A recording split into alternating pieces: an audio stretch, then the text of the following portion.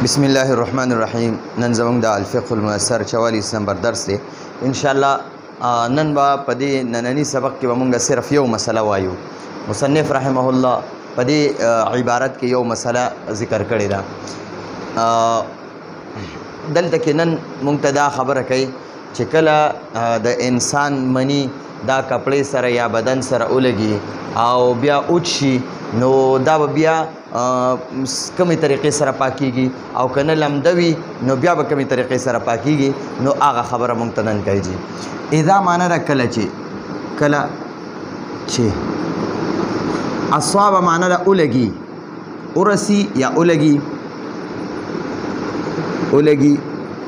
منی دا هغه انسانی منی ته وایي. انسان ته وایي او منی دا امنی ته وایي. صوب کپڑے ته وایي کپڑا او معنا د یا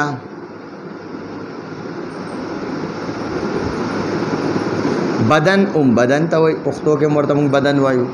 ثم معنا د بیا یا بیسو معنا د اوچشي اردو کې وایي خشک اوچشي.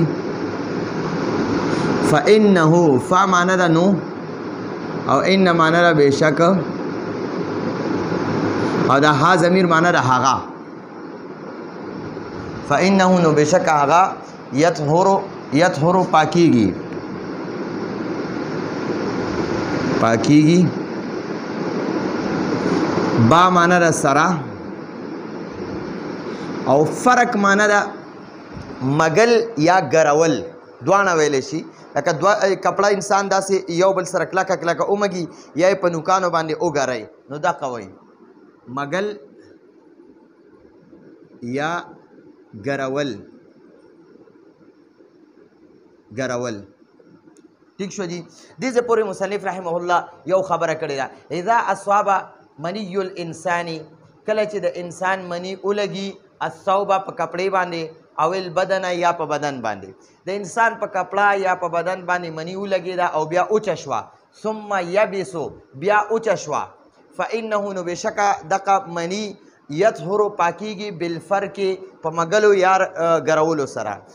یعنی انسان بیا اومږي یا چې وګرئ نو دغه پاکه شوه. خو په دې کې به ګورئ چې کومه راجح فتوا وي په هغې باندې به خبره کوو جي. لیکن وہ مانا دا او لیکن مانا دا لیکن اذا مانا دا کلچی کانا مانا دا وی المنی مانا دا منی رطبا مانا دا لمدا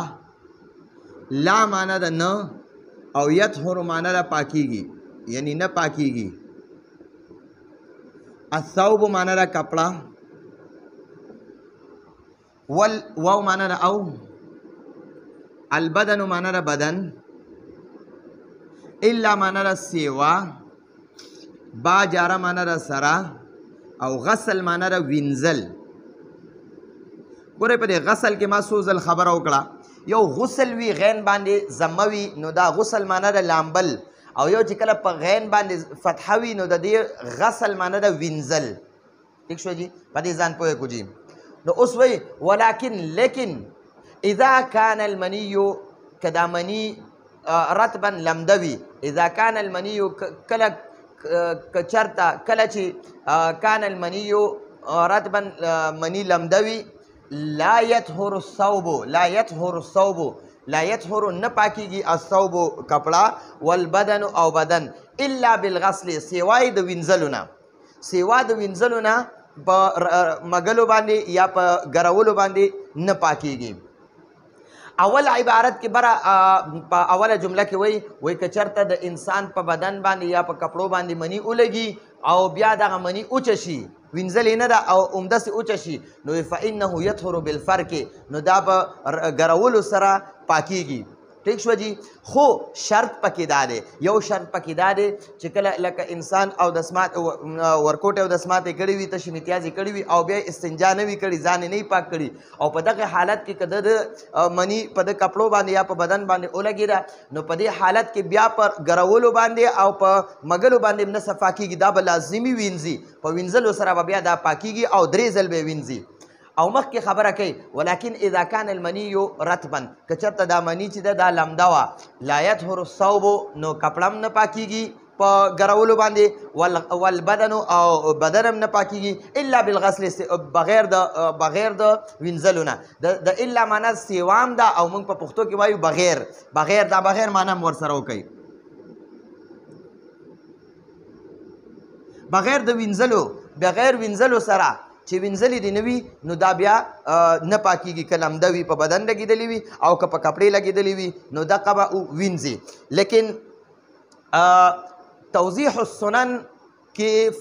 چې کومه راجح فتوا ده نو هغه دا ده وایي ګوره دا عبارت چې دی کومه تذکره کړې ده مصنف رحمه الله دا کومه عبارت بیان کړی دی د دې مطلب دا دی چې دا هغه پخوا زمانه کې خلک هم ترندسته وو او د هغې یا مني هم ډېره مضبوط کلکه وه سخته به وه هغه بلکل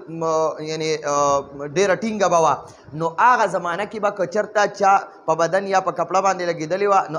هغې دپاره حکم دا و چې تاسو که صرف وګروئ او یا چې دی داسې بلې کپړه سره داسې کلک کلک ومږي نو هغې سره به ختمېده لیکن نن زمانه کې انسانان دونه قوي نه دي طاقتور نه دي صحتمند نه دي نو په دې زمانه کې حکم دا دی چې که اوچوي که لمده وي وینځي به په وینځلو سره به پاکېږي په ګرولو سره نه پاکېږي نو دا هغه پخوانی حکم دا و چې هغې به ګرولو او اوس حکم دا دی په دې وخت کې فتاوا شامي او توضیح السنن د راجح قول دا ذکر کړی دی چې صرف په ګرولو سره نه پاکېږي بلکې پاک وینځلو سره دا پاکېږي که هغه وچوي او که لمده وي وینځي به بیا به پاکېږي که بدن وي او که کپړه وي نو بیا یو ځل واورئ اذا اصاب مني الانسان الثوب او البدن که د انساني کم مني وي که هغه د نارینه وي که د زنانه وي نو هغه که چېرته کپړې باندې یا په بدن باندې ولګي نو بیا څه ثم یبس بیا اوچه شي فانه نو بېشکه دغه مني یطهر بالفرق دا په ګرولو سره یا په مګلو سره پاکېږي لیکن ما خو درته پکې خبره وکړه چې دا د پخوانۍ زمانې حکم و اوس زمانه کې کومه راجح قول چې دی او مضبوطه فتوا چې کومه ده هغه حکم دا دی چې دا تاسو به پاک وینځئ که اوچوي که لمده وي وینځي به او دلته بیا مخکې وی ولکن او که چېرته اذا کان المني رطبا دا مني لمده وي رطبا معنی نه لمده لا يطهر الثوب نو کپړه هم نه پاکېږي والبدن او بدن هم نه پاکېږي الا بالغسل بغیر د وینځلو سره که وینځلې دې نه وي نو نه بدن پاکېږي نه کپړه پاکېږي کله چې کله دا مني لمده وي نو دا زموږ د نن ورځې درس و راتلونکي درس پورې اجازت غواړو هذا هو المرام والله اعلم بحقیقة الکلام